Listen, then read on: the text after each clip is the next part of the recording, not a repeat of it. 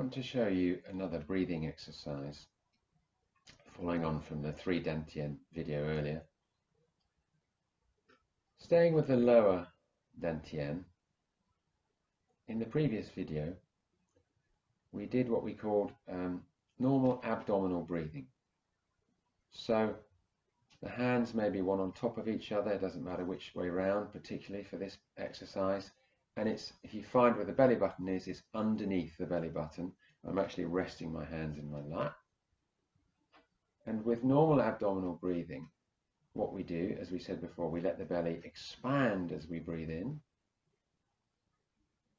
and just let the belly relax as you exhale.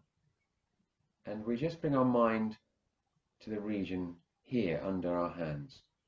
And I talked about it being like a balloon, expanding as you breathe in and just contracting a little bit with you as we breathe out. And I mentioned how good it is for moving out of the fight or flight syndrome, which we can get in, as the benefits the kidneys, the adrenals will switch off, and we help to regulate the nervous system. Brilliant for insomnia. And there's just a slightly different way of doing this, which can really make a slightly more profound difference to the exercise, but it's called reverse abdominal breathing. Both ways of breathing will help to pull the lung energy down and will tonify the kidneys. But reverse abdominal breathing, as the name suggests, is reversing the process of the previous exercise. Now, it has been said that people with high blood pressure shouldn't do this. So you know how you feel, you know how you are and what your body's telling you, but so it might not be a good thing if you do have too high blood pressure. What we do in reverse abdominal breathing is, instead of expanding the belly, we actually pull the belly in with the inhalation and let the belly go as you breathe out. But it isn't actually the muscles on the front of the belly that do it. It's the whole of the abdominal cavity.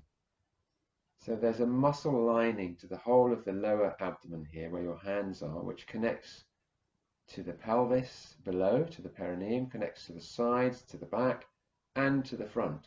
So it's like a whole sack. And what happens is, as you breathe in, it compresses and the perineum lifts up at the same time, and then you relax both of them as you breathe out. So it's pulling in, lifting up.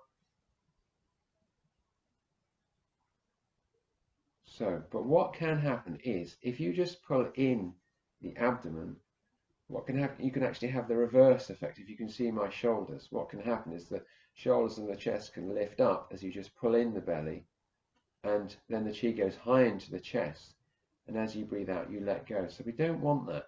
We want the shoulders and the chest to stay relaxed.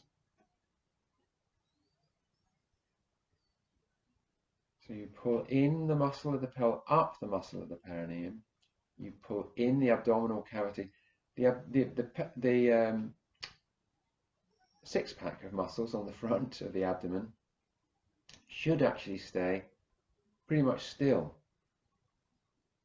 And what this pulling in of the abdominal cavity does is it mirrors the action of breathing that we used to have when we were in utero for the first 9 months of our life.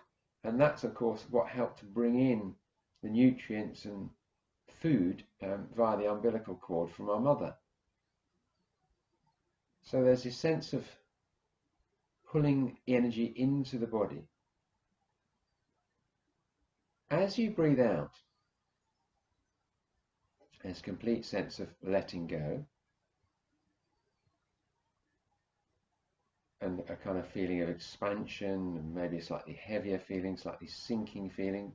As you breathe in, more the opposite, maybe a sense of something rising, maybe more cold and a light feeling. But when you breathe in, this is where you use your intention. You see the light, white light maybe, as you breathe in, going into the kidneys, but also at the same time into the whole of the spinal cord, into the brain, into the bone marrow, in all of the body. And then as you breathe out, just relax everything. And on the exhalation, imagine this glow of energy, this lovely warm glow all around the body, off the body. This is the Wei Qi that I talked about in the previous video. This is the defensive energy that when you're healthy is said to be fierce and bold. So it helps to deflect away and protect you from any external pathogenic factors. So you pull up the perineum, pull in the abdominal cavity, see the energy go, the light to the spine, the brain, the marrow, the kidneys, and then as you breathe out, out to the Wei Qi around the body. And this area that we see the light going to, this bone marrow, the kidneys, the whole of the spinal cord, the whole of the brain, even the reproductive organs, the ovaries for women, the testes for men, relax everything, and then it goes out to this Wei Qi, this protective energy around the body. This contains, in Chinese medicine, they say something called the essence. So it's the most inner aspect of our body, the most yin part of our bodies, and the actual attention to this action of drawing the qi into the bones, into the bone marrow, helps to strengthen the bones. This is a qigong breathing technique, mainly used in the martial arts sort of side of qigong. So Tai Chi, it's recommended. This is the breathing technique for Tai Chi.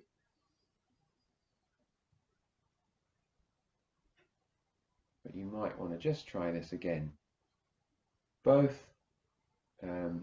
breathing techniques, as I said before, will help to bring the lung qi down, tonify the kidneys, and help to benefit the lower bone, to make it feel relaxed and strong.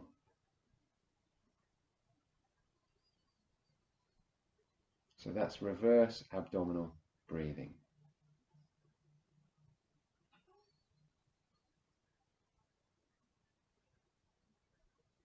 Let's practice it in short moments, over a short period of time, and see how you feel as a result. Okay, we'll finish that one there. Thank you.